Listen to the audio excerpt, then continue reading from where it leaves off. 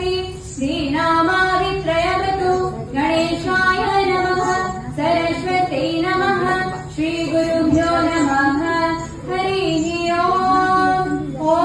पूर्णमदः पूर्णमिदं पूर्णात् पूर्णमुदच्यते पूर्णस्य पूर्णमादाय